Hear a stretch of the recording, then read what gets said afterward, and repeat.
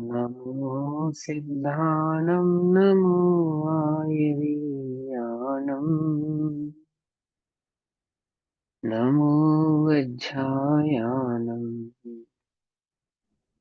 नमो लोये सवसाहुनम्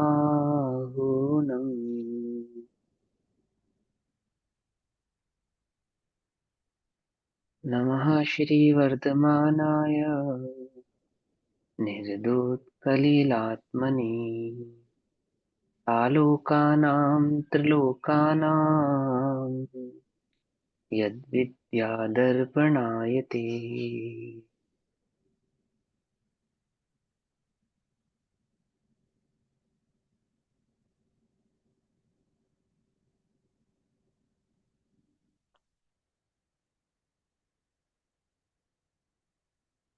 येनात्मा बुद्धतात्मैव परत्वनेव चापरम् अक्षयानन्तबोधाय तस्मै सिद्धात्मने नमः।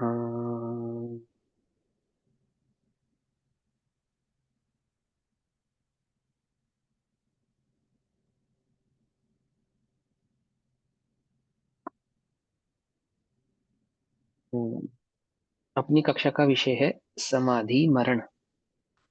रात्रिकालीन में जो विषय रखा समाधि मरण, आपके कोर्स का एक पुस्तक है समाधि मरण नाम से, जो आदरणीय श्री छोटे दादा हुकुमचंद भारत जी द्वारा कृत है। उस पुस्तक के आधार से अपनी कक्षा का विषय चलेगा। विषय जर्नली बस आपकी रीडिंग रहेगी, उसमें जो जो मेन पॉइंट्स होंगे वो मैं आपको हाईलाइट करता रहूंगा, समझाता रहूंगा, ठीक है ना। फिर भी समाधि शब्द का अर्थ क्या होता है, वहां से हम कक्षा को शुरू करते हैं। हम जमा अधि, तो सम का अर्थ होता है समभाव में रहना, अर्थात समान भाव से रहना। समान भाव से रहना अर्थात जो राग द्वेष भाव रहित हो, ऐसे परिणाम को सम परिणाम कहते हैं। और धी माने बुद्धि अथवा प्रज्ञा। धी अर्थात बुद्धि, बुद्धि अर्थात प्रज्ञा, अर्थात प्रज्ञा का सम होना। आपके ज्ञान का, आपकी प्रज्ञा का, आपकी बुद्धि का राग द्वेष मोह मिथ्यात्व आदि परिणामों से रहित होना, उसी का नाम समाधि है। मिथ्यात्व रहित ज्ञान अर्थात सम्यक ज्ञान, राग द्वेष रहित ज्ञान, भाव भावना, एक जो भी उनको नाम दो आप, है ना।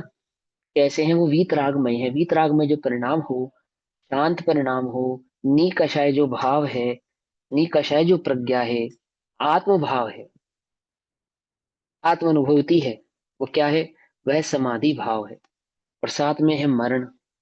तो समाधि मरण किसका नाम है? ऐसा परिणाम जिसमें मैं कभी मरता नहीं हूं, ऐसे ऐसे बोध का नाम समाधि मरण है। क्या कहा?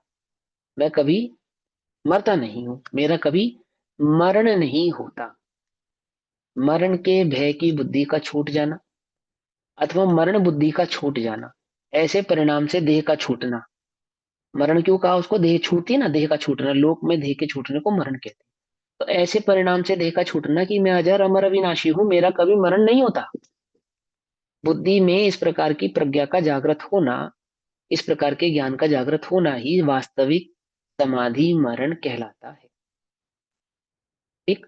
ये समाधि मरण का जो आधार है, कई ग्रंथों में के आधार से इस पुस्तिका को लिखा गया है। लेकिन इसमें मूल जो बात समझनी चाहिए, आचार्य श्री देवनंदी, देवनंदी जी महाराज, जिनको पूज्य पादाचार्य पूज्य पाद के नाम से भी हम जानते हैं, आचार्य पूज्य पाद देवनंदी जी महाराज ने समाधि तंत्र नाम का एक काव्य लिखा। वह समाधि तंत्र नाम के काव्य के आधार से मूलतः समाधि मरण की चर्चा की जाती है। तो वास्तव जो प्रास्ताविक चर्चा है, उसका जो आधार है वह समाधि तंत्र आदि अन्य जैसे समाधि के ग्रंथों के आधार से, सल्लेखना के ग्रंथों के आधार से किया गया है। तो चर्चा का विषय है, पुस्तक द्वारा पाठ करना शुरू करेंगे। पुनः यदि आप पाठ करो, शुरू करो, फिर वहां से उसकी चर्चा प्रारंभ करते हैं। मानसिक दुखों को आदि कहते हैं, शारीरिक कष्टों आदि, को व्याधि कहते हैं। आदि और उपाधि। पढ़ो, उसको भी पढ़ो। बाह्य संयोगों कृत उपद्रवों को उपाधि कहते हैं। उपाधि। और मानसिक कष्टों को अर्थात मन में होने वाली जो टेंशन है, चिंता है, चिंतन नहीं, चिंता। चिंता और चिंतन में क्या अंतर होता है? जहां पर पदार्थ से बुद्धि को विमुख किया जाए, जिन विचारों से अपने योग उपयोग को बाहर से हटाया जाए, बाह्य पदार्थ से हटाया जाए, भोग और कषायों की बुद्धि से चित्त को हटाया जाए, ऐसे विचार का नाम होता है चिंतन। और भोग और कषायों के निरंतर विकल्प का नाम है चिंता। क्या समझ में आई बात? भोग और कषायों का जो निरंतर विकल्प चलता है, निरंतर विचार चलता है भोगों का और कषायों का, क्रोध मान माया लोभ की पूर्ति आपूर्ति का जो निरंतर अंतर में चिंतन चलता है, और पांच इंद्रिय के जो विषय भोग हैं उनकी प्राप्ति का जो निरंतर अंतर में विचार चलता है, विकल्प चलता है, वह तो सब चिंता है। चाहे वह सुख में हो चाहे वह दुख में हो। क्यों? क्योंकि वह चिंता क्यों है? प्राप्त संकलेश। नहीं हुए इसका संकलेश, प्राप्त हुए थे अब कब प्राप्त होंगे इसका संकलेश, निरंतर संकलेश रूप ही होते हैं। क्या कहा? प्राप्त नहीं हुए इसका संकलेश, अथवा प्राप्त हुए थे अब भविष्य में फिर कब प्राप्त होंगे, अथवा आमुख को प्राप्त है मुझे कब प्राप्त होंगे। बात समझ में आई? आमुख की पूर्ति होती है जगत में, इन विषय कषायों की मेरी पूर्ति कब होगी, इसका निरंतर भाव चलता रहता है, ये चिंता है। चिंतन किसे कहते हैं? जो पांच इंद्रिय के विषय भोगों से विमुख करता है, जो आत्ममुखी होता है, अंतरंग में ले जाने वाला होता है, पांच पाप और चार कषायों की बुद्धि से छुड़ाने वाला होता है, ऐसा जो विकल्प परिणाम है, नी कषाय जो भाव की ओर ले जाने वाला है, वो चिंतन है, वास्तविक चिंतन। इसी अपेक्षा से इन विषय कषाय के परिणामों को भी चिंतन कहते हैं, खोटा चिंतन। लेकिन वे वास्तव में चिंतन क्या है? चिंता है। चिंता चिता समान, और चिंतन चंदन समान। क्या समझ में ये बात? चिंता कैसे समान है? चिता के समान है। चिता में क्या होती है? अग्नि होती है। और चिंतन चंदन समान होता है। चंदन में क्या होती है? ठंडक होती है। इतना अंतर है दोनों में। एक में अग्नि है, एक में ठंडक है। तो जो मानसिक रोग, मानसिक चिंताएं हैं, मानसिक विकल्प हैं, इन्हें क्या कहते हैं? आधि। आदि अर्थात मन में उत्पन्न होने वाले विकल्प, संकलेश आदि परिणाम, पांच पापों के पांच चार कषायों रूपी परिणाम, पांच इंद्रिय के विषय भोगों के जो परिणाम है, इससे मन का निरंतर घिरा रहना, ये चिंता कहलाता है। इसको कहते हैं व्याधि। शरीर में उत्पन्न होने वाले रोग, देह में उत्पन्न होने वाले रोगों को कहते हैं व्याधि। समझ में आई? सर दर्द है, पेट दर्द है, बुखार है, भूख लग रही है, शरीर क्रश हो गया है, हड्डियां कमजोर हो गई हैं, आंखें कमजोर हो गई है, सुनाई नहीं देता, आदि आदि जो शारीरिक रोग हैं, ये सब क्या कहलाती हैं? व्याधि। और उपाधि बाहर से होने वाले उपसर्ग, बहुत ठंड का प्रकोप पड़ना, गर्मी का प्रकोप होना, अथवा किसी जानवर आदि का उपसर्ग हो जाना, अन्य अन्य प्रकार के उपसर्ग हो जाना, बाहर से अग्नि लग जाना, चोट लग जाना, है? अन्य प्रकार से किसी प्रकार का देह को जो दुख पहुंचता है, ये सब क्या कहलाती है? उपाधि। ये आधि, व्याधि और उपाधियों से जो आत्मभाव मुक्त होता है, वह क्या कहलाता है? वह वास्तविक समाधि भाव कहलाता है। ये बात समझ में? चलो फिर से पढ़ो। मानसिक दुखों को आधि कहते हैं, शारीरिक कष्टों को व्याधि कहते हैं, बाह्य संयोगों कृत उपद्रवों को उपाधि कहते हैं, और इन तीनों से रहित आत्म स्वभाव में समा जाने को समाधि कहते हैं। समाधि के। आधि, व्याधि और उपाधि में विषमता है। इनमें सुख विषमता है शांति अर्थात दुख है। विषमता है अर्थात दुख है, समता नहीं है। ये परिणाम कैसे हैं? विकृत हैं, संक्लेशित हैं, मन को विचलित करने वाले हैं, भयवान है, निरंतर भयभीत रखने वाले हैं, सब सात प्रकार के भयों से घिरे हुए हैं, निरंतर शंकित है, इन परिणामों से चित्त कैसा है? अस्थिर है, विचलित है। पकड़ में ही बात? ये सब क्या, ये सब है, इसका क्या कहा, इन सब का क्या अर्थ है? ये परिणाम कैसा है हमारा? क्या क्या लाया इसके अंदर? विषमता। विषमता। समझ में आई बात? अर्थात वि- चित्त का विषमय होना। चित्त का कैसा होना? विषमय होना, विषमता। समझ में बात? दुखी है, विहल है, ऐसा है। ये सारे परिणाम विहलता करने वाले हैं, हमें परेशान करने वाले हैं। आगे। इनमें सुख शांति नहीं, आकुलता है, अशांति है। हम्म भगवान आत्मा के स्वभाव में न आकुलता है न अशांति है, इसलिए आत्म स्वभाव में समा जाने रूप समाधि में समाहित हो जाना ही धर्म है, आत्मधर्म है। आत्मधर्म है। निकषाय जो भाव है, तत्व चिंतन, तत्व स्वरूप को पहचान कर निज चैतन्य ज्ञायक भाव के प्रति जो परिणाम उन्मुख होता है, चैतन्य में आत्मा की जो आत्म परिणाम की जो स्थिरता है, वह कैसी है? निराकुल सुख देने वाली है, कषाय रहित है, और जन्म मरण के दुखों से छुटाने वाली है, वर्तमान के दुखों को भी दूर करने वाली है, आगामी दुखों को भी दूर करने वाली है। इसलिए वह परम भाव आत्मानुभूति ही वास्तविक समाधि भाव है। अन्य सभी भाव विषमता के कारण दुखमय होने से आदि व्याधि और उपाधि रूपमय भाव है। आगे। वर्तमान भव को छोड़कर आगामी भव में जाने को मरण कहते हैं। वर्तमान एक भव पर्याय के से वर्तमान पर्याय को छोड़कर अन्य पर्याय को ग्रहण करना, एक गति से दूसरी गति में जाना, गति से गत्यांतर होना, इसको क्या कहते हैं? मरण कहते हैं।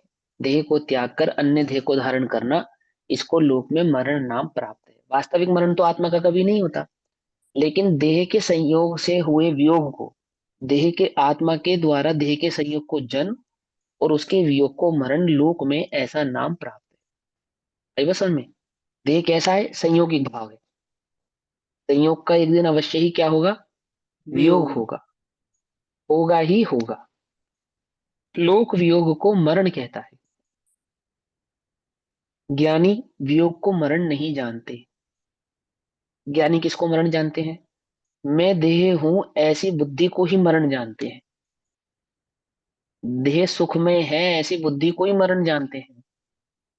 नश्वर जो वस्तु नश्वर है, उसे अपना स्वरूप मानना ही यही वास्तविक मरण है, ऐसा ज्ञानी जानते हैं। इसलिए ज्ञानियों का कभी क्या नहीं होता? मरण नहीं होता। क्यों? क्योंकि नश्वर को वह अपना नहीं जानते। दो प्रकार की बुद्धि नहीं होने, पर बुद्धि तो होती ही नहीं, पर बुद्धि तो होती नहीं। और जो नश्वर पर्याय का स्वरूप है, ऐसी पज्जय मूढ़ा पर्याय मूढ़ भी ज्ञानी होता नहीं है। क्या है? जिसको अविनाशी ध्रुव तत्व की दृष्टि है, वह जानता है कि मेरा कभी मरण होता नहीं है। लेकिन लोक में देह से छूटने का नाम मरण है। देख, आचार्य पूज्यपाद ने समाधि तंत्र में जो नमस्कार किया ना, पहले श्लोक में मंगलाचरण किया, उस मंगलाचरण में उन्होंने क्या कहा? उन्होंने ये कहा, जो आत्मा को आत्म रूप से जानते हैं और जो पर को पर रूप से जानते हैं, है ना, स्वपर प्रकाशक है ना, आत्मा को आत्म रूप से जानते हैं, पर को पर रूप से जानते हैं। क्या जानते हैं? ये पर जो है, यह मैं नहीं हूं। ऐसे अविनाशी अनंत सिद्ध भगवान को मैं नमस्कार करता हूं। मैं नमस्कार करता हूं ऐसे अविनाशी, अविनाशी अर्थात जिनका कभी नाश नहीं होगा, ऐसे सिद्ध भगवान को मैं क्या करता हूं? नमस्कार नमस्कार। करता हूं। किसकी भावना भार है? समाधि मरण लिखने जा रहे हैं। नमस्कार किसको कर रहे हैं?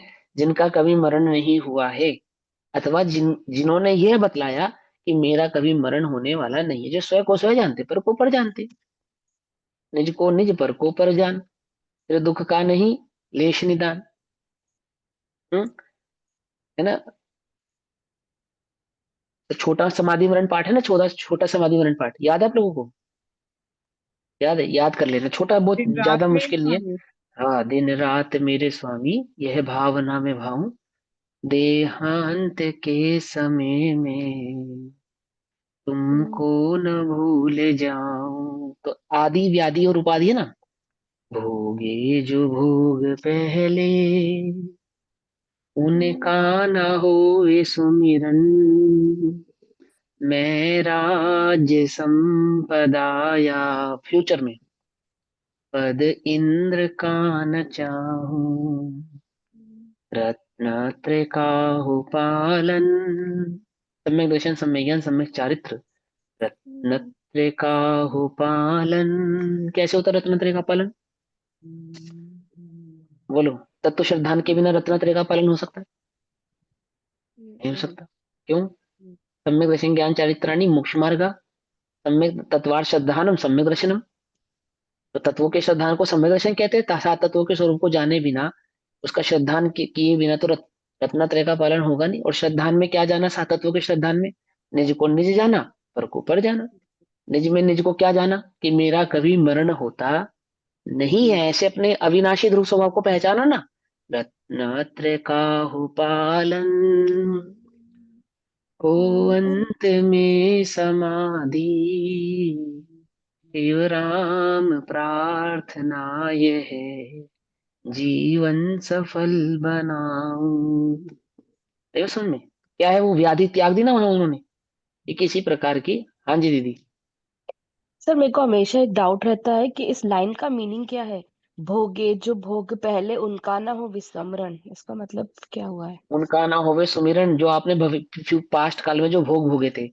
पहले तो इतना अच्छा अच्छा अच्छा। मौसम था, पहले तो हमारे पास इतनी संपदा थी, पहले तो हमारे पास इतनी ताकत थी, पहले तो हम इतने सुंदर थे। वो आपने उस दिन बनाई थी ना खीर, वो बहुत टेस्टी थी। अरे हमने पूर्व में क्या क्या भोग भोगे हैं भैया, तुम्हें क्या बताएं। हमने कितने मजे करे हैं, इन पांच इंद्रिय के विषयों में हमने कितना आनंद लिया है। अब क्या कहें भैया, अब तो भोजन में रस आता नहीं है। अब तो भोग भोगे जाते नहीं है, आदि आदि जो चिंतन चल रहा है। भोगे जो भोग पहले, मरण शैया पे है, और याद क्या आ रही है कि अरे हमने भी क्या भोग भोगे थे। उनका न होवे सुमिरन, उनकी याद नहीं आनी चाहिए मुझे कि मैंने क्या भोग भोगे थे, चाहे सुख में थे चाहे गॉट दुख में। It sir. है ना, वो याद नहीं आना चाहिए। तूने मेरे साथ ऐसा किया, तूने मेरे साथ वैसा किया, उस अमुक ने मेरे साथ ऐसा किया, उस दिन तुमने मुझसे ऐसा कहा था, उसने ऐसा कहा था, मुझे इतना दुख दिया, अथवा अमुक ने मुझे इतना सुख दिया। भोगे जो भोग पहले, उनका न होवे सुमिरन, मैं राज्य संपदा या ये भगवान, इस भव में तो मुझे कुछ प्राप्त हुआ नहीं, अगले भव में ही मुझे कुछ प्राप्त हो जाए, प्राप्ति हो जाए। है ना, निशंक है ना, निशंक। इस भय का लोक, इस लोक का भय, परलोक का भय, अर्थात परलोक में मुझे आमुक पदार्थ की प्राप्ति नहीं हुई तो ऐसी भी चिंता नहीं, और आमुक पदार्थ पदार्थ की प्राप्ति हो जावे ऐसी भी कांक्षा नहीं। जीने की हो न इच्छा, मरने की हो न ख्वाहिश, परिवार मित्र जन से मैं मोह को हटाऊं। है ना, छोटा समाधि वर्ण याद कर लेना सभी, बहुत सुंदर है, बहुत इजी भी है, कोई मुश्किल नहीं है, दो चार पांच बार पढ़ोगे याद हो जाएगा। हाँ चलो आगे पढ़ो। सर कोई ये लिंक ग्रुप में डाल देगा तो अच्छा है, मेरे को हाँ पता हाँ नहीं हाँ, है। मिल जाएगा, हाँ मिल जाएगा, मैं डाल दूंगी, मैं डाल दूंगी। मिल जाएगा। चलो पढ़ो आगे। वर्तमान भाव के समस्त संयोगों का एक साथ वियोग होने का नाम मरण है। यद्यपि वर्तमान यह मरण में प्राप्त, जो प्राप्त पर्याय है, इस पर्याय के वियोग हो जाने का नाम, संपूर्ण रूप से वियोग हो जाने का नाम, अर्थात इस गति के छूट जाने का नाम मरण है। सीधा सीधा गति से गत्यांतर का नाम मरण है। गति से गत्यांतर मतलब एक गति को छोड़कर अन्य गति को प्राप्त होने का नाम ही वास्तव में मरण है, ऐसा ये कहना चाहते हैं आगे।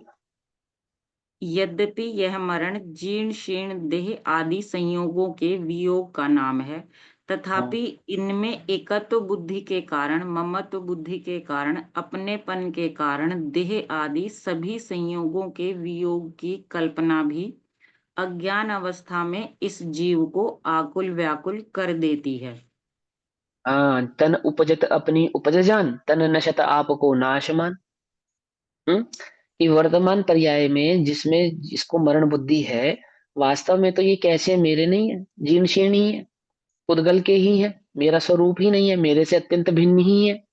तो भी इन पदार्थों में, शरीर में, इस देह में, इस पर पदार्थों में, नौ कर्मों में, उस एकत्व बुद्धि के कारण, ममत्व बुद्धि के कारण, कर्तत्व बुद्धि के कारण, भोक्तत्व बुद्धि के कारण, इन शॉर्ट मिथ्या बुद्धि के कारण इनके छूटने पर होने वाली आकुलता का नाम मरण है। जो दुख हो रहा है देह के छूटने पर, मानो मैं ही मरण को प्राप्त हो रहा हूं। ये जो संसार में संयोग छूट रहे हैं, मानो मानो मेरा ही कुछ छूट रहा है, मेरे ही अनंत गुणों में किसी कुछ छूट कर यहां से जा रहा है, मेरा ही घात हो रहा है। देह के छूटने को क्या मान रहा है? मैं ही, मेरा ही मरण होने जा रहा है, मैं ही अब नाश को प्राप्त होने जा रहा हूं। है अविनाशी, है अविनाशी। चिंता क्या हो रही है कि मेरा नाश होने जा रहा है अजर अमर। क्या मान रहा है कि मैं क्षीण हो गया हूं। है अनंत गुणों का निधान, मैं हीन हो गया हूं, मैं दीन हो गया हूं, कोई मुझे बचाने वाला नहीं है, कोई मुझे बचा ले, मैं मरना नहीं चाहता, आदि आदि। ये अंतरंग में जो मोह का परिणाम है, वास्तव में इस मोह के परिणाम में होने वाला जो दुख है, देह के छूटने पर होने वाला जो दुख है, क्या दुख है? कि देह का नहीं, मेरा ही मरण हो रहा है। देह नहीं छूट रही, क्या हो रहा है? मेरा ही मरण हो रहा है। तन उपजत अपनी उपज जान, तन नशत नशत आपको नाश मान। नाश मान। समझे ना? अभी अपने ऊपर कोई उपसर्ग हो जावे तो हम किसे बचाते हैं? आत्मा को या देह को? देह को बोलो। बचाते हैं। आत्मा को बचाना और देह को बचाने का मतलब समझते हो? हैं? अब क्या कहें आपसे? अभी हम तो गृहस्थ हैं, हम तो देह को ही बचाएंगे, मुनिराज आत्मा को बचाते हैं। हैं? ज्ञानी की दृष्टि सदैव आत्मा पर ही होती है। आत्मा को बचाना और देह को बचाना, क्या अंतर है इसमें? समझते हो? कोई आपको अपशब्द कहे, आपके साथ बुरा व्यवहार करे, है ना, आपके साथ किसी प्रकार की कषाय रखे, क्या लगता है आपको? किसे बचाते हो आप? किसकी रक्षा करते हो आप? यश किसका मानते हो? किसका मानते हो? उपसर्ग किसका मानते हो? आने वाला जो दुख है, आदि व्याधि उपाधि, किसकी है? किसकी मानते हो? और वो देह की मुनिराज मानते भी हैं। जो आहार आदि ग्रहण करते हैं, वो देह के लिए ग्रहण नहीं करते, उस आत्मा की रक्षा के लिए ही ग्रहण करते हैं। और वे यदि आहार आदि ग्रहण नहीं करते हैं तो भी इस देह के लिए ग्रहण नहीं करते, उस आत्मा के लिए, उस अनारी आत्मा के लिए ही ग्रहण नहीं करते। खाली मुनिराज ऐसा करते हैं। जो इस ज्ञानी आत्मा को आत्म रूप से जानते हैं, देह को निज से पर भिन्न जानते हैं, वे समस्त ज्ञानी ऐसा ही भाव परिणाम रखते हैं। वास्तव में तो ऐसे ही रखते हैं। कौन जानता है ज्ञानी भोगता हुआ भी भोगता है अथवा नहीं भोगता? है ना आचार्य कुंद कुंद देव ने समय सार में। कौन जानता है कि वह ज्ञानी भोगता हुआ भी भोगता है या नहीं भोगता, करता हुआ भी करता है या नहीं करता? कौन जानता है? कौन जानता अर्थात वे कहना चाहते तुम्हें क्या मालूम, अज्ञानी को क्या पता? तो ज्ञानी ही जानता है कि वास्तव में उसको उन पदार्थों की, उसकी पर पदार्थ की कोई इच्छा कांक्षा नहीं है, वास्तव में नहीं। इसकी रक्षा करना, आत्म आत्म धन की, आत्म रतन की तो रक्षा करता नहीं है। इसकी रक्षा करता है जो वास्तव में अविनश्वर नहीं है, जो नश्वर ही है, जो छूटना ही है, जो निरंतर निरंतर गल ही रहा है, सड़ ही रहा है। बोलो निरंतर क्या हो रहा है? देह क्या हो रही है निरंतर? अंजलि जल सम देह जवानी क्षीण होती जा रही। हो रही नहीं हो रही? निरंतर क्या हो रहा है? मल मूत्र मांस का घड़ा, रात दिन सड़ा, तुझे नित पड़ा उठा कर धरना। हम्म।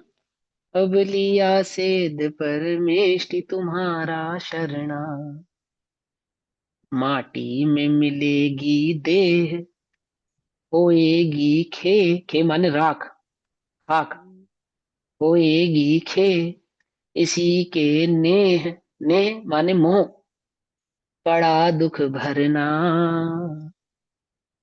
इसी के मोह में तो दुख भरना पड़ा, और किस लिए भरना पड़ा बताओ?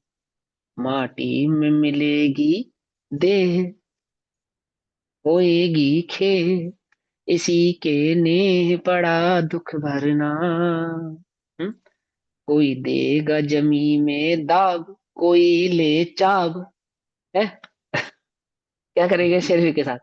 कोई चबा जाएगा, है ना। पारसियों में क्या है? पारसियों में क्या प्रथा है? मुर्दे को एक ऐसी जगह पे रखाते हैं जहां पे पशु पक्षी उसको खा जाते हैं, है ना। और क्रिश्चियनों में, मुसलमानों में क्या करते हैं? शरीर को दबा देते दाब। हैं, मिट्टी में दबा देते हैं। कोई जला देता है, कोई माटी में देगा कोई दाब, कोई ले चाब, है कोई चबा जाएगा, क्या ये देगा कुछ।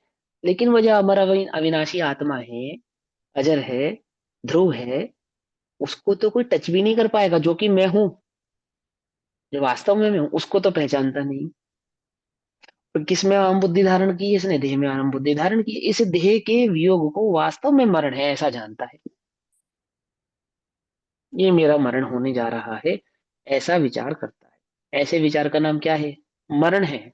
मेरा कभी मरण नहीं होता, ऐसे श्रद्धान का नाम क्या है? समाधि मरण है। आत्मरण। क्या कहा? कुछ समझ में नहीं आती सर। मैं मर रहा हूं, इसका नाम मरण है।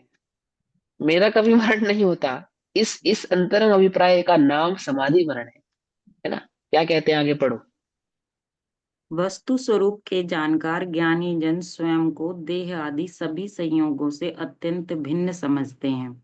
इस हाँ, कारण इनके वियोग में होने वाला दुख उन्हें नहीं होता।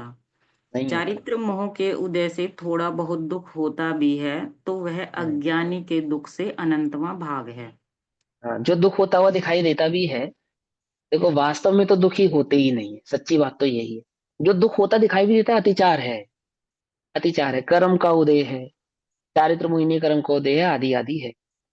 लेकिन किसकी बात कर रहे हैं? ये उसकी बात कर रहे हैं जो आत्मा को देह से भिन्न जानता है, उसकी बात कर रहे हैं। जो आत्मा को देह से भिन्न ही नहीं जानता, वह तो कैसा है? वह तो देह के मरण में मेरा ही मरण हो रहा है, ऐसा उसको व्यतीत होता है।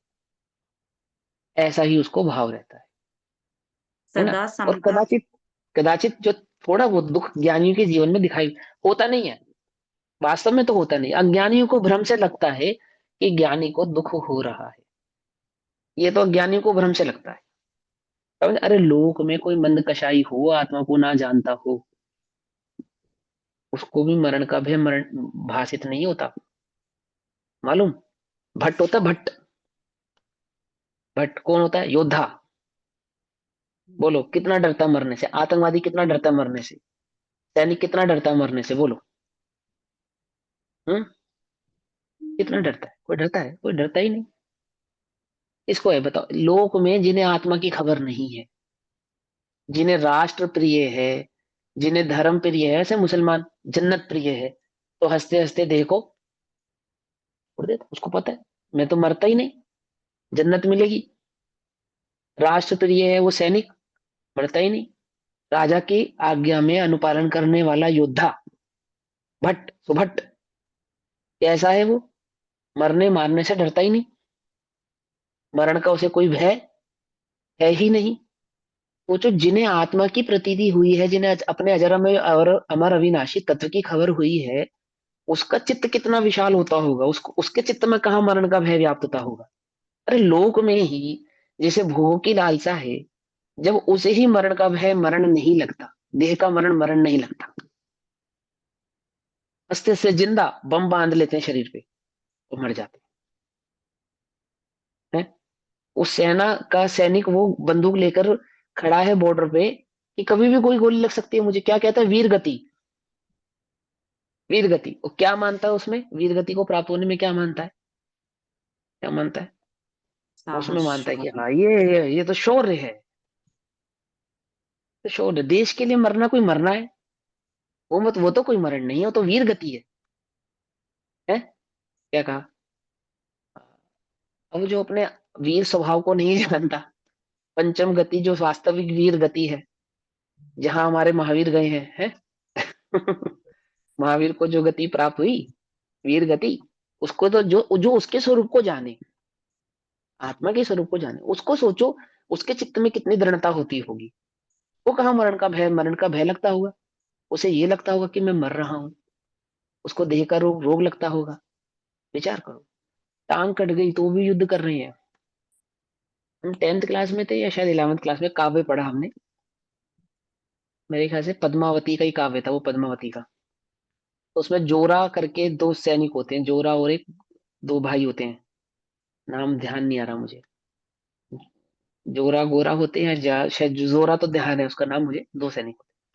तो उनके उनके काव्य में क्या आता है, उनकी शौर्य गाथा में आता है कि गर्दन कट गई, गर्दन कट गई तो भी हाथ चलते रहे। क्या, गर्दन धड़ से अलग हो गई तो भी जो हाथ चल रहे थे ना युद्ध में, वो चलते रहे। सोचो, इतना बल तो उसको है जो राजा का आज्ञा है, जिसको राजा की आज्ञा है, जिसको राष्ट्र से प्रेम है, इतना बल तो उसके पास है। तो जिसे आत्मबल होगा, आत्मा की खबर होगी, जिसे निश्चय ही हो गया है कि मेरा मरण हो ही नहीं सकता, मैं अनटच भगवान आत्मा हूं, मरण मुझे छू नहीं सकता, मौत मुझे छू नहीं सकती, उसको कितना बल होता होगा, आत्मबल कितना होता होगा उसके पास।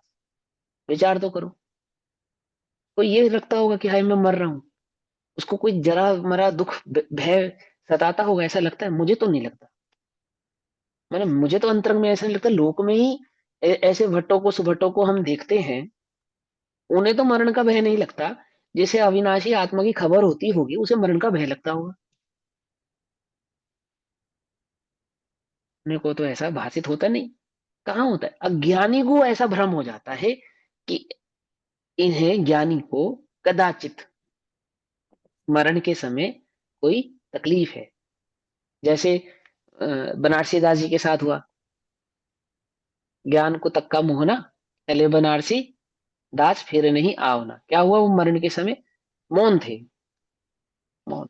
तो सबको क्या लगने लगा कि कोई अंतरंग में इच्छा रह गई है, कोई विकल्प चल रहा है, कह नहीं पा रहे हैं, प्राण नहीं छूट रहे हैं। अरे छोड़ने की इच्छा ही नहीं है तो क्या रहने की इच्छा है? रहने की इच्छा है। है? जीने की हो न इच्छा, मरने की हो न ख्वाहिश। ऐसी इच्छा नहीं है कि कोई प्राण, भैया दुख सहन नहीं जा रहा, तुम तो हमें मरवा दो, जहर का इंजेक्शन दे दो। ऐसा नहीं। कोई ऐसा ही मंत्र पढ़ दो कि ये प्राण तन से जल्दी निकल जाए। क्या? ऐसा नहीं, ऐसा विकल्प नहीं है। ये प्राण अटके हैं, अटकते नहीं है। ज्ञानी कहीं अटकते नहीं है, ज्ञानी कहीं अटकते नहीं। उनको कोई अटकाव नहीं है कि आमुख की इच्छा के कारण। अच्छा, किसी को कोई इच्छा है तो प्राण अटक सकते हैं? ऐसा लगता है तुम्हें? ज्ञानी, सोचो, वस्तु स्वरूप का विचार तो करो। क्या किसी इच्छा में प्राण अटके रह सकते हैं? इच्छा के कारण प्राण अटके रह सकते हैं? लेकिन लोक में अज्ञानी की ऐसी मान्यता है, आमुख की इच्छा के कारण इसके प्राण अटके, पखेरु नहीं होते। अरे आयुष कर्म शेष है जितना, उतने हैं। उस देह सर के साथ मगर आयुष कर्म का संयोग जितना शेष है, उतनी देर प्राण रहेंगे, बस। रहेंगे नहीं? हाँ बोलो। सर ऐसा भी हमने देखा है कि इनकी इच्छा थी कि ये होना चाहिए, फिर होने के हम्म। बाद वो तुरंत जाते हैं, तो वो कैसे बनता है? हाँ, भैया आयुष कर्म पूरा होता है तो जाते हैं, बस इतना ही होता है। ठीक है ना? लोक में तात्कालिक न्याय को व्यक्ति ऐसा ही मानता है ना? अब उसका तो क्या क्या उसको हम समझाया ज्ञानी की उस भाव को, लेकिन इतना समझ में आना चाहिए कि ज्ञानी को कोई अटकाव होता नहीं, ज्ञानी की कोई इच्छा होती नहीं, उसकी ऐसी कोई भावना नहीं होती कि अमुक कार्य हो जाए तो मैं जाऊं, अथवा सर अमुक यहाँ कार्य नहीं हुआ है इसलिए मैं जा नहीं पा रहा हूं। क्यों? जीने की हो न वांछा, मरने की हो न ख्वाहिश। ना जीने की इच्छा है, ना मरने की ख्वाहिश है। समझे? जग के दुख की तो परवाह नहीं है, स्वर्गे सुख की भी चाह नहीं है। अब ज्ञानी का बल जानते हो? देखो, बनारसी दास ये जानते हैं, ज्ञानी है, आगम के ज्ञाता हैं, पढ़े लिखे हैं, चारों योनियों का अच्छा स्वाध्याय है उनका, है ना? उनको पता है कि मैं गृहस्थ अवस्था में प्राण त्याग रहा हूं। उनको पता है मुनिव्रत धारण किए बिना मोक्ष की प्राप्ति नहीं होती, पंचम काल से मोक्ष की प्राप्ति नहीं होती। तो भी देखो आत्मा का बल। क्या लिखते हैं? चले बनारसी दास फिर नहीं आवना। उनको कैसे? अज्ञानी थे, ज्ञानी थे, उनको ये नहीं पता कि दोबारा तो आना पड़ेगा।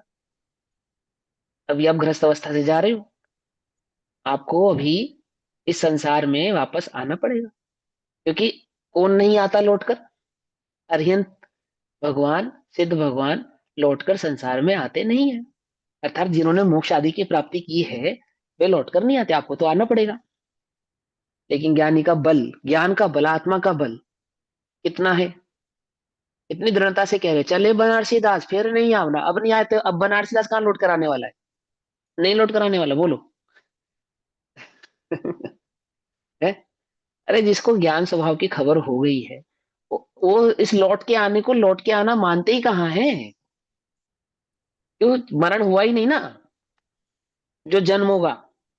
क्या कहा, कुछ बात समझ में ही नहीं, मरण हो तो जन्म भी हो। अनादि निधन भगवान आत्मा का जब मरण ही नहीं हुआ, उसका कैसा जन्म, कौन सा जन्म होने वाला है, कौन लौट के आने वाला है। अरे हम तो ज्ञान। ध्रुव है, त्रिकाली, अविनाशी है। समझे, कुछ बात नहीं समझ में, वहां उसकी स्वभाव की जो जो बल है, स्थिरता। मैं ये कह रहा हूं कि यहाँ ये जो थोड़ा बहुत दुख होता भी है, ये भी अज्ञानी को लगता है, ज्ञानी के चित्त में कोई दुख नहीं। सर ज्ञानी को उनके ऐसा लिए कोई भय नहीं है कि मैं जा रहा मृत्यु हूँ। हाँ, महोत्सव होता है उनके लिए। हाँ, मृत्यु महोत्सव होता है, मृत्यु होती नहीं उनके लिए। हाँ। मृत्यु को नहीं देखते, वो अविनाशी अजर अविनाशी आत्मा को ही, अजर अमर अविनाशी ध्रुव ज्ञायक स्वभाव को ही दृष्टिकोण रखते हैं, उसी को देखते हैं। जो सम्यक दृष्टि है वे तो देखते ही है, सम्यक सन्मुख मिथ्या दृष्टि जीव भी ऐसी दृष्टि, अरे जब लोक में घोर मिथ्या दृष्टि मरण के भय को भय नहीं कहता, कह रहे हैं ना, तो जिसे आत्मा की समझ है, खबर है, जिसके ज्ञान में कुछ उजागर हुआ है, प्रकाश हुआ है आत्मा का, ज्ञान का, उसको कहाँ मरण का भय, मरण लगने वाला है। आई बस समझ में, ऐसा चलो आगे पढ़ो। सदा समता भाव में रहने वाले ज्ञानी जन इन सभी संयोगों के सहज ज्ञाता दृष्टा रहते हैं और श्रद्धा की अपेक्षा से सदा समाधि में ही रहते हैं। हाँ, हमेशा समाधि में ही रहते हैं, जिन्हें आत्मा की खबर है, तत्वों की खबर है, तत्वों की प्रीति है, रुचि है, देव शास्त्र गुरु का श्रद्धान है, वे सदा ही समाधि में रहते हैं। समाधि में रहते हैं अर्थात उनका उपयोग आदि व्याधि और उपाधि में अटकता नहीं है, आदि व्याधि और उपाधि से विचलित होता नहीं है। आदि उपाधि और व्याधि, इन तीनों में ही अपने उपयोग को बहुत अधिक भ्रमाते नहीं है। आई वो समझ में, वे सदा समाधि में ही रहते हैं। जिन्हें तत्व की रुचि है, तत्व की प्रीति है, तत्व की अनुभूति है, वे कैसे हैं, सदैव समाधि में ही रहते हैं। आगे, चाहे स्व का परिणमन हो चाहे पर का, जगत के संपूर्ण परिणमन के प्रति समता भाव रहना ही समाधि है।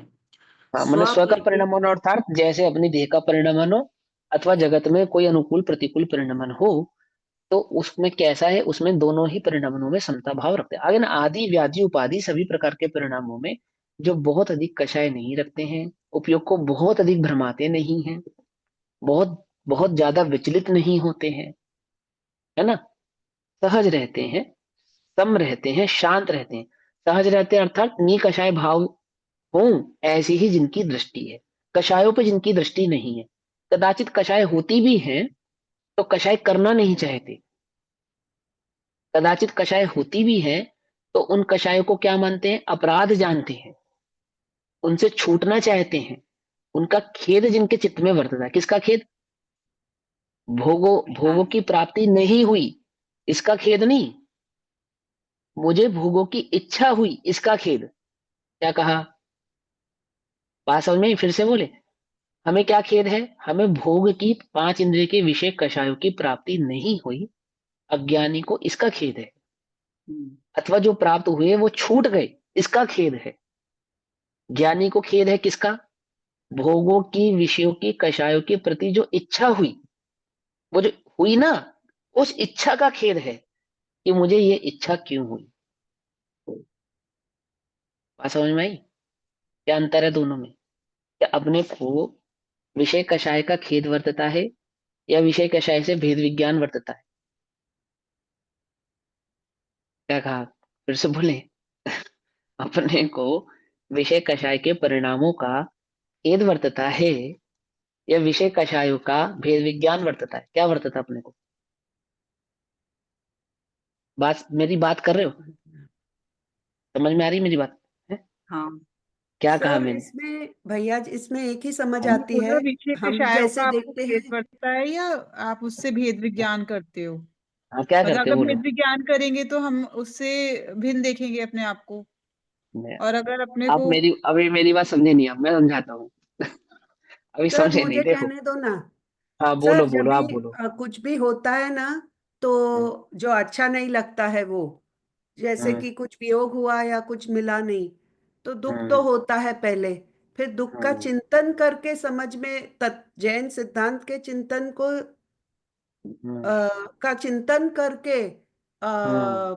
उसका फिर से वापस वो दुख जाता है, ऐसे हाँ, कुछ, चलो ठीक है, बढ़िया। ऐसे अब ऐसे आप समझा मेरे अब सकते हैं। मेरे प्रश्न को, अब मैं आपकी बात समझ गया, करेक्ट है। अब मेरे प्रश्न को फिर से सुनो, मैं फिर से पूछता हूँ। हमें विषय कषाय के परिणामों का खेद वर्तता है, या हमें विषय कषायों से भेद विज्ञान वर्तता है? हमें क्या वर्तता खेद। है?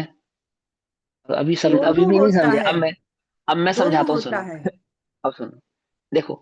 ज्ञानी को तो विषय कषायों से भेद विज्ञान भी वर्तता है, और विषय कषायों के परिणामों का खेद भी वर्तता है। लेकिन अज्ञानी को, इस अज्ञानी को, जैसे थोड़ा कुछ ज्ञान हुआ है, ऐसे अज्ञानी को विषय कषाय के परिणामों का खेद तो वर्तता ही नहीं है, और उन विषय कषाय के परिणामों में लीन रहता हुआ भेद विज्ञान कर रहा हूं, ऐसा व्यर्था विकल्प मात्र करता है। क्या विकल्प करता है? अरे वो, मैं ज्ञाता हूं, ऐसा विचार करता हुआ विषय कषायों में लीन रहता है, आसक्त रहता है, और उसको क्या मानता है? ये मेरा सहज भाव है, समभाव है, कर्म का उदय है, ऐसा जानता है। सो दैट इज मुझे आभास। आमुक प्रकार के, हाँ, मुझे आमुक प्रकार के विषयों की, कषायों की जो इच्छा हुई है, ये इच्छा दुख रूप है, ऐसा तो विचार करता नहीं। ये मेरे करने योग्य नहीं है, ऐसा तो चिंतन करता नहीं। ये मुझे नहीं करनी चाहिए, ये नहीं होनी चाहिए, ऐसा तो विचार होता नहीं। क्या है? तो हम तो ज्ञाता है। किसके ज्ञाता है? विषयों के, कषायों के, भोगने के। हम तो, ज्ञाता। अब हम ज्ञाता है। सहज भये। अब तो हम सहज भये। क्या सहज भये? क्या वो सहज है भैया, कोई है, वो तो सहज है, कर्म का उदय है। ये किसकी दशा है? अज्ञानी की। हाँ, अज्ञानी की दशा है ये, जो विषय कषायों में आसक्त है, लीन है, और मानता है कि मैं तो ज्ञाता हूं, सहज है। ज्ञानी की ऐसी दशा नहीं है, ज्ञानी की तो इससे विपरीत दशा है।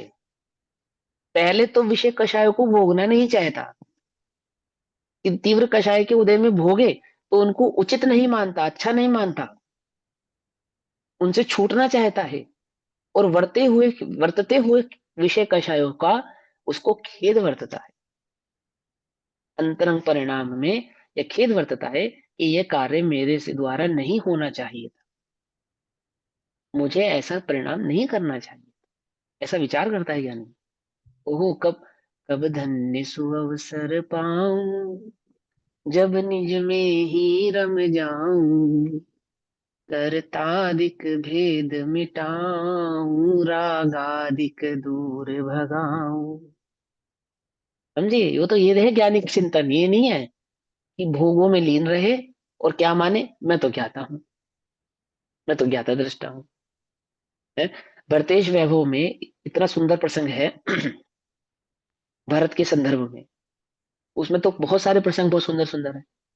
इसमें एक प्रसंग ऐसा है कि रात्रि कालीन में, है ना, अपनी 96,000 रानियां है ना, 96,000 रानियों के पास जाने के बाद भरत, मैंने रात को जाने के बाद उसके पश्चात वो समाइक कर रहे हैं, ध्यान कर रहे हैं, ध्यान। उनके ध्यान का चिंतन लिखा, कितना प्यारा चिंतन है, कितना अद्भुत चिंतन लिखा। और वो पद्म पुराण का तो चिंतन आपको पता ही है, कि भाई के साथ युद्ध होने के बाद क्या विचार हुआ, कि धिक्कार है ऐसी संपत्ति को, ऐसी लक्ष्मी को, ऐसी संपदा को, जिसके कारण मुझे भाई के साथ युद्ध करना पड़ा। धिक्कार है, ये कोई भोगने योग्य थोड़ी है। जिस भाई को भाई का बैरी बना दिया। क्या कहा? अपने को किसी से लड़ाई हो जाए तो हो गई, अपनी किसी से कहा सुनी। हम क्या चिंतन करते हैं? अब वो कर्म का उदय था, उनके कर्म का उदय था, ये पुद्गल का परिणमन था। अब मेरे मुंह से आमुख वचन निकल गए। और ज्यादा से ज्यादा बताओ क्या, और थोड़ा और गहरा चिंतन करते हैं, अब वो तो है ही मिथ्या दृष्टि, क्योंकि वो तो स्वाध्याय करता नहीं, और हमें थोड़े ज्ञानी, सम्यक दृष्टि। क्या, उसको तो क्या कहते हैं हम, जिससे युद्ध हुआ था उसको तो मिथ्या दृष्टि की श्रेणी में डाल दिया, वो तो मिथ्या दृष्टि।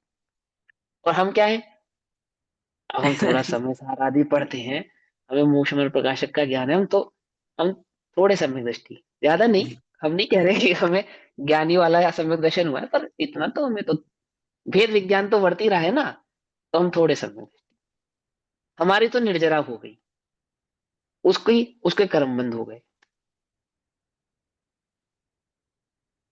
वो भरत क्या विचार कर रहे हैं, धिक्कार है ऐसी संपत्ति पर, ऐसी छह खंड की विभूति को, जिसके सम्यक दृष्टि, छायक सम्यक दृष्टि भरत तद्भव मोक्षगामी, कि जिसके कारण भाई से युद्ध करना पड़ा। कुछ बात समझ में आई?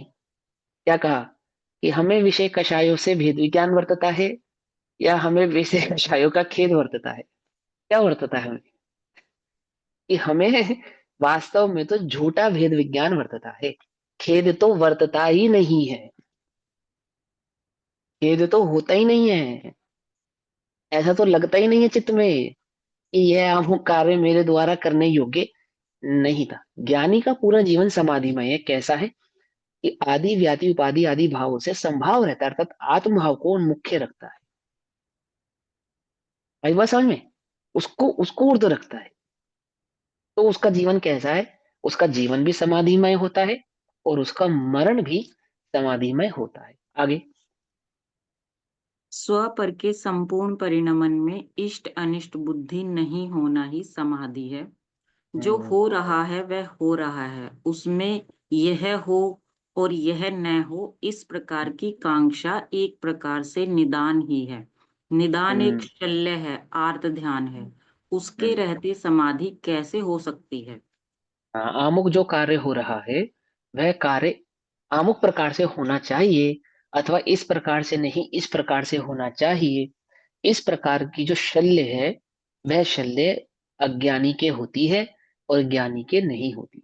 जिन्हें वस्तु स्वरूप की समझ है, जिन्हें वस्तु स्वरूप की खबर है, जिन्हें सत सात तत्वों का चिंतन है, ऐसे जीवों को एक भी पर्याय में किसी भी प्रकार के फेर फार छेड़छाड़ की इच्छा होती नहीं है। ना फेर फार की, ना छेड़छाड़ की, कोई कल्पना वे करते नहीं है। क्यों क्यों कल्पना नहीं करते? माने जिस जो ज्ञाता भाव में स्थिर हुए हैं, ज्ञायक भाव में स्थिर हुए हैं, जो ज्ञायक भाव को पहचानते ही नहीं, उनकी बात नहीं है। जो ज्ञायक भाव में स्थिर हुए हैं, वे क्या नहीं करते, किसी भी प्रकार के परिणमन में इष्ट अनिष्ट की कल्पना करते नहीं है, सहज ही रहते हैं। आगे, समाधि के साथ होने वाले मरण को समाधि हाँ हाँ मरण कहते हैं। हाँ हाँ, इसी बोलो। समाधि मरण का दूसरा एक नाम मिनट, संलेखना है। हाँ हाँ, कोई बात नहीं, हाँ बोलो। सॉरी, पर निदान का मतलब और शल्य का मतलब एक बारी शल्य माने दोबारा। मिथ्यात्व, शल्य माने मिथ्यात्व, शल्य होना, शंका होना, किसी प्रकार का अटक अटक होना, उसको तो कहते शल्य। ठीक है ना, अटक होना। और निदान का मतलब होता है कि जो एक प्रकार की इच्छा का अनुबंध हो जाना, कि यह कार्य इस प्रकार से होना चाहिए था, ऐसी इच्छा के रह जाने के कारण अंतरंग में ऐसा परिणाम हो गया ना, कि यह कार्य अमुक प्रकार से होना चाहिए था, ऐसा क्यों हो गया, तो इस प्रकार का निदान बंद हो गया। निदान बंद हो गया इन सेंस, अब जब तक वह कार्य उस प्रकार से नहीं होगा, तब तक चित्त को शांति नहीं मिलेगी। एक प्रकार से ऐसा है ना। दूसरा निदान का जो वास्तविक अर्थ है, कि पुण्य के कारण, शुभ भावों के कारण, परिणामों में थोड़ी शुभता होने के कारण अमुक प्रकार का कार्य होवे, ऐसी इच्छा का जो अंतरंग में अनुबंध किया, तो इस ही प्रकार के कर्मों का आश्रय हुआ आत्मा में, इसी प्रकार के कर्मों का बंध हुआ, आत्मा का संयोग हुआ, कि जब तक वह आमुक प्रकार का कार्य से परिणमित नहीं होगा, है ना, तब तक वह निदान पूरा नहीं होगा। जैसे फॉर एग्जाम्पल, एक पंडित जी मंदिर से भगवान का दर्शन पूजन आदि करके शुभ भाव से, शांत चित्त से, मंद कषाय पूर्वक मंदिर से निकले, और मंदिर से निकलते ही उनको क्या विचार आया, देखा उन्होंने कि एक सेठ जी की गाड़ी में एक कुत्ता बैठा है। अब मंदिर से आए थे, शुभ परिणाम था ना अंतरंग में। उस शुभ परिणाम में क्या विचार आया, अरे हमसे बढ़िया तो ये कुत्ता है।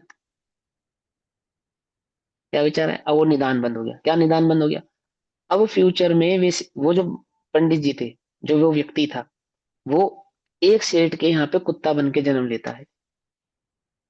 तो पुण्य का उदय तो आया, सेठ के यहाँ कुत्ता हुआ, सुख सुविधा मिली, गाड़ी में घूमा, पर पर्याय क्या प्राप्त हुई, 3 इंच। 3 इंच की पर्याय प्राप्त हुई। निदान के कारण खेमचंद नाम के मुनिराज खेतों से गुजर रहे थे, जंगल से।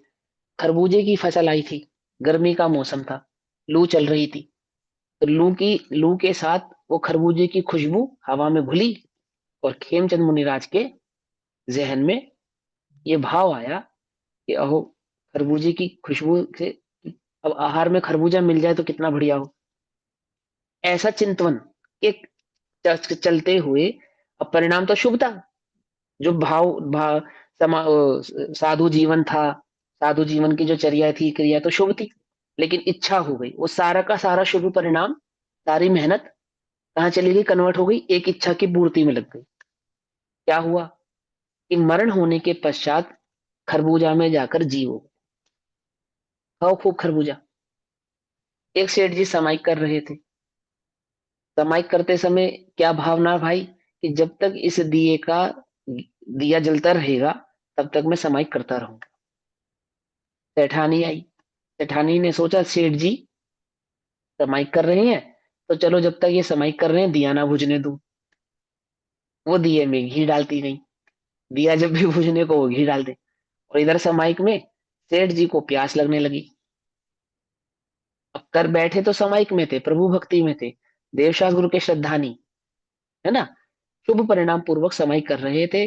प्रतिज्ञा भंग ना हो ऐसा अंतरंग में पूरा दृढ़ निश्चय के साथ उस देह का त्याग हो गया। प्यास के कारण मर गए। कहाँ हो गए, एक कुएं में जाके मेंढक बन गए। पियो खूब पानी, जितना पानी पीना पियो।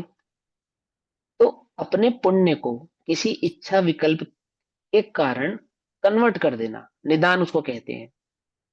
ऐसी संतति का प्राप्त हो जाना कि आप ऐसा चाहते हो, अच्छा लो तथास्तु, आपको ऐसी प्राप्ति हो जाएगी।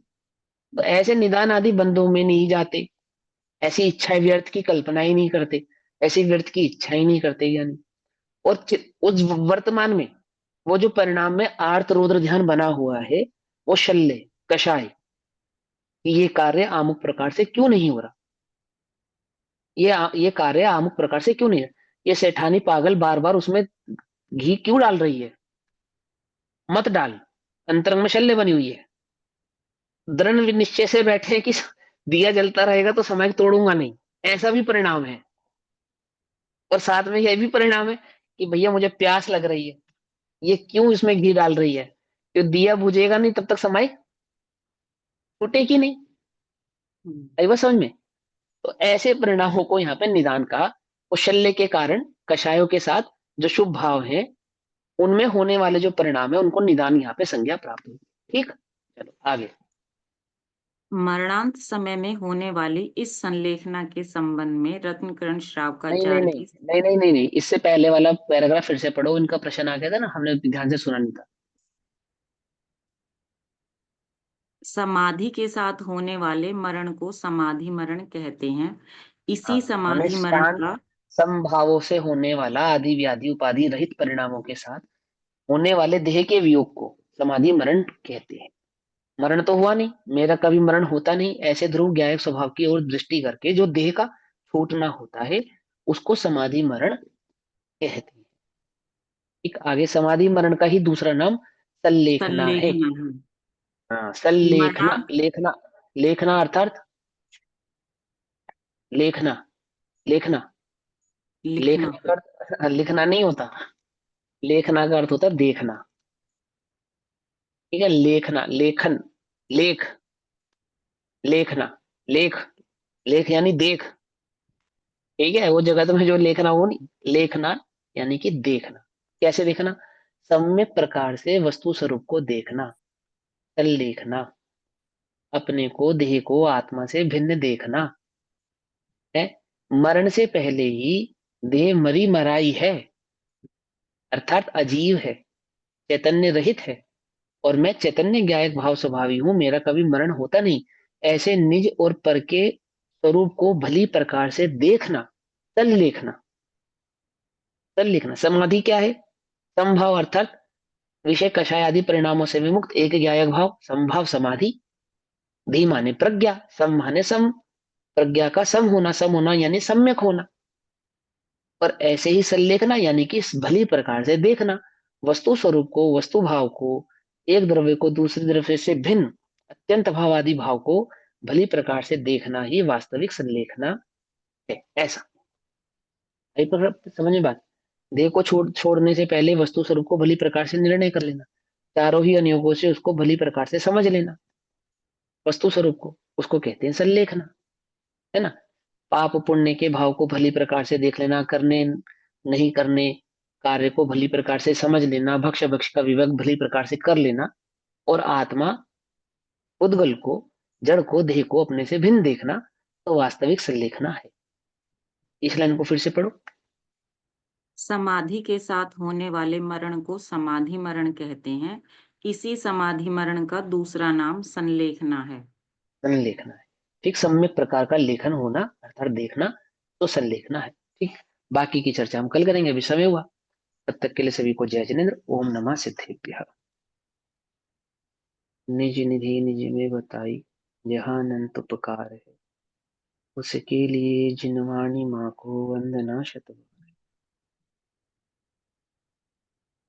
नमो विहंत।